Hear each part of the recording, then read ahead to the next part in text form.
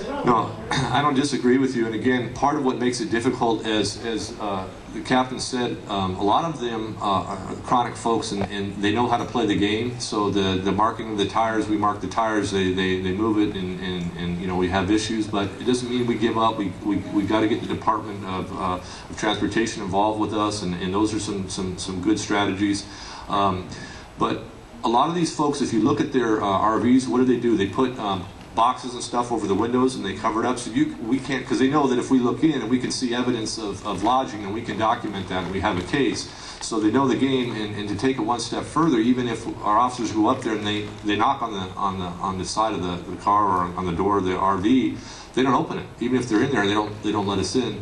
We don't have the ability, because of the law, to kick the door in or anything like that. So it essentially, what we would end up having to do is expend the resource of taking an undercover officer with a team to sit and wait for this person to come out, and then, you know, potentially investigate from there and try to get in. So it's a complicated situation. It definitely is. All right.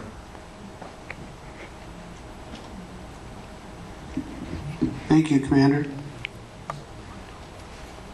All right, we have drug dealing activity in our building and surrounding area. What can we do? What should we do? How do we protect ourselves? Detective Lou Vince, do you want to handle this one? Sure.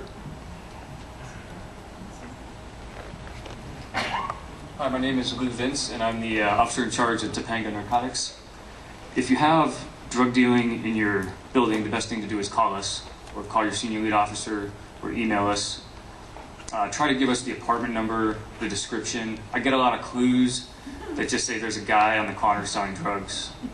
And I know that person, that's important to that person, they took the time to make that call or that email, but then there's not much we can do with that. So license plates, almost exclusively, every clue I get says 24/7 on it. And I think we all know that someone's not out there 24/7. So if you could help narrow it down for us and say, you know, between 12 and 2 or at nighttime hours, that would make it much easier for us to work. And how do we protect ourselves? If you're concerned about being disclosed or your identity being discovered, you can go to the website lepdonline.org or webtip.com. You can do it all anonymously. You get a receipt number, so you can log back in anonymously and give us more information or ask questions or follow up to see what happened. Hope that answered that question. Follow up. Thank you. Yeah, LAPD, if you want to remain anonymous, uses a program called Crime Stoppers, and it's completely anonymous. So if you want to remain anonymous, you can use that program, but it always helps us if we can call you back and figure out some information. And we've learned through the years that we don't include you in any of that stuff. We take that as our probable cause and we start working the case from there. So that way we can leave your name out of it, because we know about the retaliation and things like that. So we'll leave you out of it. But if you really want to remain anonymous, Crime Stoppers is the way to go. Will you consider having regular viewings of recovered stolen property at Topanga Station? Yeah, we've done it several times this year already. When we have burglary cases where we arrest someone who's a prolific burglar and we get a lot of property and we can't necessarily determine who owns that property, we will bring it into our station and open it up, and we'll invite the community to come in and identify that property. We've done it several times. We'll keep doing it. If you're interested in that, if you're looking for some property, you can always give us a call and we can help you out. Give them the description. They may even know of what you're looking for. So, and it's not a shopping thing either.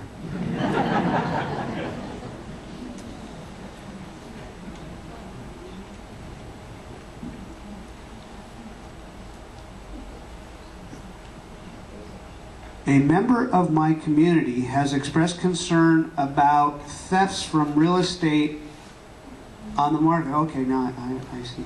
And the personal safety issues involved. Can a station officer, can the station offer a training for real estate agents with respect to these issues? Yeah, we haven't had any issues like this arise. So if you believe there's any issues going on, again, contact your senior lead, and we can certainly provide some training to the community, to the real estate offices, and things of that nature. But this is the first we've heard of any of these issues. So, like I said, you got to let us know. Let us know what's going on in the community.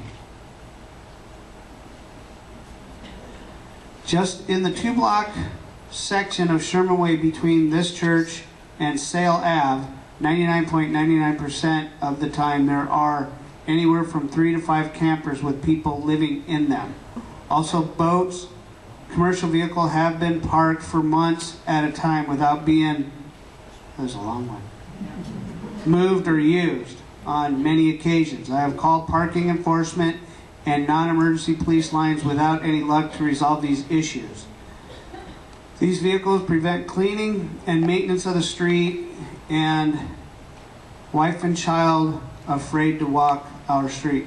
What can be done? Again, on chronic issues that you need, it's not necessarily an emergency, and if you call the police, a lot of times it's a non-emergency call, which means it's a low priority, which means there's much more priority that we're going to get to, and it could take us a while to get there. And a lot of times when we do get there, the people are gone, or what you called about has been resolved, at least for that moment.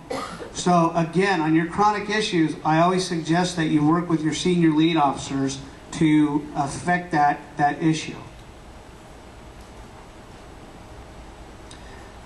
The non-emergency line at Topanga Station refers callers to a different number, at which no one answers. That's our way we don't have to talk to you. And I'm kidding about that. I was unaware of this. I will actually look into this. How can we report suspicious activity if no one answers? Yeah, that does make it a little difficult. The city has a line, what is our 24/7 LAPD? Is that it? 877 Ask LAPD. What's that? 877 Ask LAPD or 877-275-5273. Thank you. That's the voice from above. You can call that number. You can call 311. And again, for your chronic issues, call your senior lead. But I will check on this number that you leave. I'm going to put this one in my pocket so I can check on that one.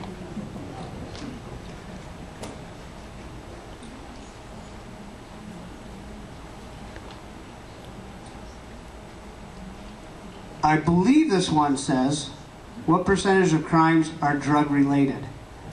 You know, that is really hard to quantify.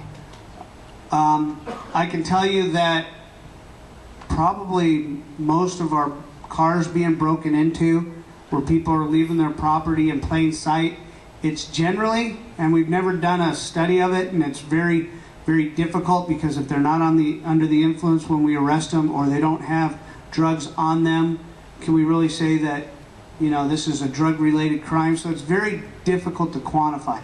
But if you're asking me my opinion, I would be willing to say a lot of our cars being broken into, a lot of the homes being broken into, are somebody that's supplying their habit. So we at Topanga have started what is called a hype car. And what a hype car does is they drive around and they look for people under the influence.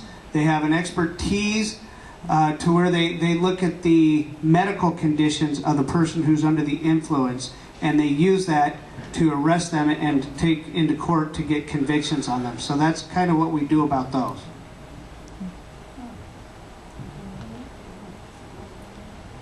Should people be leaving portable garage door openers in their cars? Only if your car's in your garage. If you're leaving your